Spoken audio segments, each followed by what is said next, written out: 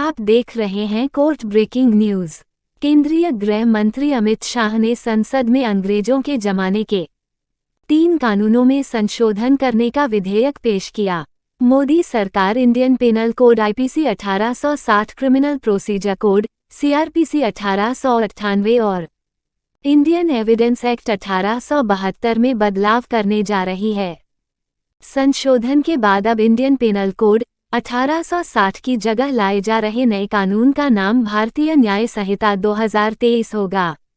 उसी तरह criminal procedure code के स्थान पर भारतीय नागरिक सुरक्षा संहिता 2023 और इंडियन एविडेंस एक्ट 1872 की जगह भारतीय साक्ष्य अधिनियम 2023 को लाया जा रहा है। जहां एविडेंस एक्ट में 167 धाराएं मौजूद थी, वहीं नए भारतीय साक्ष्य अधिनियम 2023 में कुल 170 धाराएं होगी। इंडियन पेनल कोड में जहां कुल 511 धाराएं थी, वहीं अब नए भारतीय न्याय संहिता 2023 में कुल 356 धाराएं होगी। सीआरपीसी में जहां 484 धाराएं थी, वहीं नए भारतीय साक्ष्य अधिनियम 2023 में कुल 355 धाराएं होगी।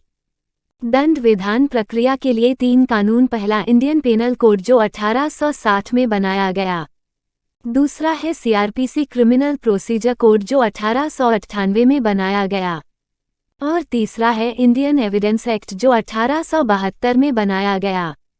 लोकसभा से पास होने के बाद तीनों कानूनों को स्टैंडिंग कमेटी को दे दिया गया है, जिस पर काफी अच्छा सोच विचार होगा। इस कानून पर लॉ कमीशन और बार काउंसिल समेत अन्य संस्थान से सुझाव लिया जाएगा। तीनों नए कानून अगर लागू किए जाते हैं तो एक बहुत बड़ा बदलाव न्याय व्यवस्था में देखने को मिलेगा। साथ ही न्याय व्यवस्था से जुड़े हुए लोगों को एक बार पुनः नए सिरे से इस कानून को देखना, पढ़ना और समझना होगा।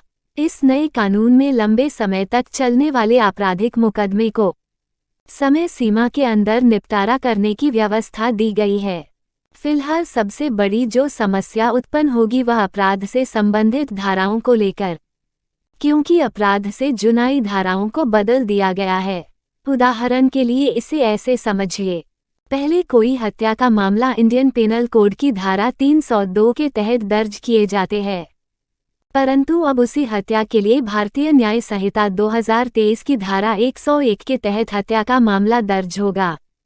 अटेम्प्ट टू मर्डर यानी हत्या के प्रयास के लिए जहां पहले इंडियन पेनल कोड की धारा 307 के तहत मामला दर्ज किए जाते हैं, वहीं अब हत्या के प्रयास के लिए भारतीय न्याय संहिता 2023 की धारा 107 के तहत मामले दर्ज किए जाएंगे। चोरी के लिए इंडियन पेनल कोड की धारा 379 और 380 में मामले दर्ज किए जाते हैं। अब चोरी के लिए भारतीय न्याय संहिता 2023 की धारा 301 और 303 के तहत मामले दर्ज किए जाएंगे। बलात्कार के लिए इंडियन पेनल कोड की धारा 376 में मामले दर्ज किए जाते हैं, वहीं अब भारतीय न्याय संहिता 2023 की धारा 64 में मामले दर्ज किए जाएंगे। आपराधिक मानव वध करने का प्रयास करने पर भारतीय दंड विधान की धारा 308 में मामले दर्ज किए जाते हैं, वहीं अब यह मामला भारतीय न्याय संहिता 2023 की धारा 108 में दर्ज किए जाएंगे। पति या पत्नी के जीवित रहते हुए दूसरी शादी करने पर इंडियन पेनल कोड की धारा 494 के तहत मामले दर्ज किए जाते हैं। अब वही मामले भारतीय न्याय संहिता 2023 की धारा 81 के तहत दर्ज किए जाएंगे। विवाहिता महिला को प्रताड़ना करने पर भारतीय दंड विधान की धारा 498 के तहत मामले दर्ज किए जाते हैं, परंतु अब वही मामले भारतीय न्याय संहिता 2023 की धारा 84 के तहत दर्ज किए जाएंगे। मानहानि के लिए भारतीय दंड विधान की धारा 500 के तहत मामले दर्ज किए जाते हैं, परंतु अब वही मानहानि के मामले भारतीय न्याय संहिता 2023 की धारा 354 के तहत दर्ज किए जाएंगे। अपराधी षड्यंत्र के मामले में भारतीय दंड संहिता की धारा 120B में मामले दर्ज किए जाते हैं, परंतु अब वही आपराधिक षड्यंत्र के लिए भारतीय न्याय संहिता की धारा 61 के तहत मामले दर्ज किए जाएंगे। दहेज हत्या के मामले भारतीय दंड संहिता की धारा 304B के तहत मामले दर्ज किए जाते हैं, परंतु अब वही दहेज हत्या को लेकर भारतीय न्याय संहिता 2023 की धारा 79 के तहत मामले दर्ज किए जाएंगे। अमानत का ख़यानत यानी गबन मामले में भारतीय दंड विधान की धारा 406 के तहत मामले दर्ज किए जाते हैं, परंतु अब गबन के मामले को भारतीय न्याय संहिता 2023 की धारा 314 के तहत दर्ज किए जाएंगे। स्त्री के लज्जा भंग करने के आशय से हमला करने पर भारतीय दंड विधान की धारा 354 के तहत मामले दर्ज किए जाते हैं, परंतु अब वही मामले भारतीय न्याय संहिता की धारा 73 के तहत दर्ज किए जाएंगे। साधारण मारपीट के मामले भारतीय दंड विधान की धारा 323 में दर्ज किए जाते हैं, परंतु अब वही मामला भारतीय न्याय संहिता की धारा 113 के तहत दर्ज किए जाएंगे। साधारण से थोड़ा ज्यादा मारपीट करने मामले में भारतीय दंड विधान की धारा 324 के तहत मामले दर्ज किए जाते हैं, परंतु अब यह मामले भारतीय न्याय संहिता की धारा 114 के तहत दर्ज किए जाएंगे। अपहरण के मामले भारतीय दंड विधान की धारा 363 में दर्ज किए जाते हैं, परंतु अब वही अपहरण के मामले भारतीय न्याय संहिता की धारा 135 के तहत दर्ज किए जाएंगे। रंगदारी के मामले भारतीय दंड विधान की धारा 384 के तहत दर्ज किए जाते हैं, परंतु अब वही रंगदारी के मामले भारतीय न्याय संहिता की धारा 306 के तहत दर्ज किए जाएंगे। लूट के मामले भारतीय दंड विधान की धारा 392 के तहत दर्ज किए जाते हैं, परंतु अब वही लूट मामले को लेकर भारतीय न्याय संहिता की धारा 307 के तहत दर्ज किए जाएंगे। डकैती मामले को लेकर भारतीय दंड विधान की धारा 395 में मामले दर्ज किए जाते हैं, परंतु अब डकैती को लेकर भारतीय न्याय संहिता की धारा 308 के तहत मामले दर्ज किए जाएंगे। इसी तरह के बदलाव इंडियन पेनल कोड यानी भारतीय दंड विधान में किया गया है। हम आपको तीनों कानून में हुए बदलाव की पूरी जानकारी वीडियो के माध्यम से देते रहेंगे। अगर अभी तक आपने हमारे चैनल को सब्सक्राइब नहीं किया है तो कृपया सब्सक्राइब कर ले। धन्यवाद।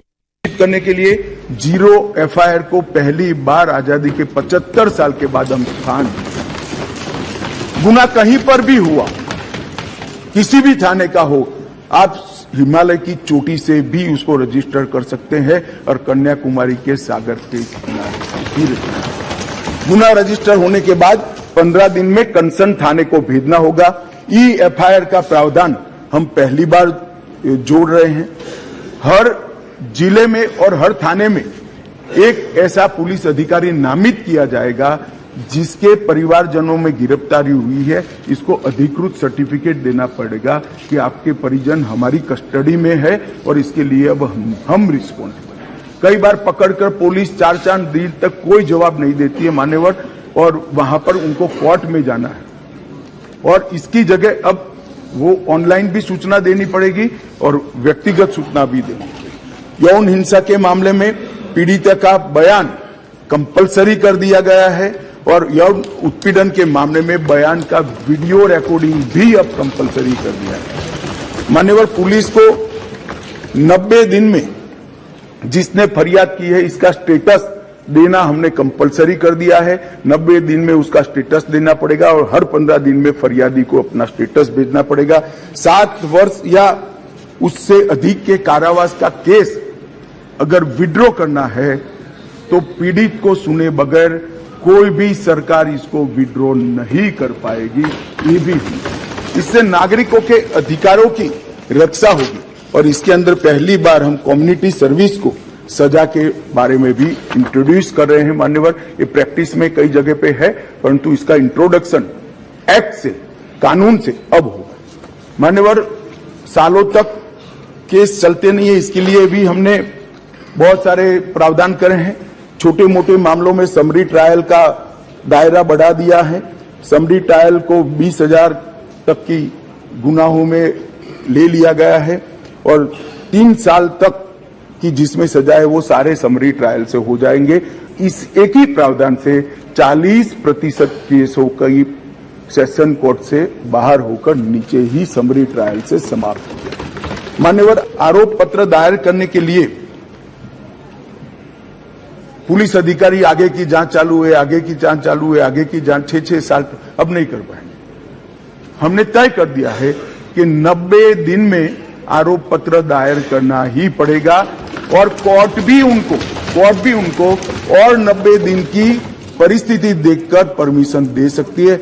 180 दिन में आपको जांच समाप्त कर ट्रायल के लिए भेज देना पड़ेगा। इससे बहुत बड़ा फर्क होगा।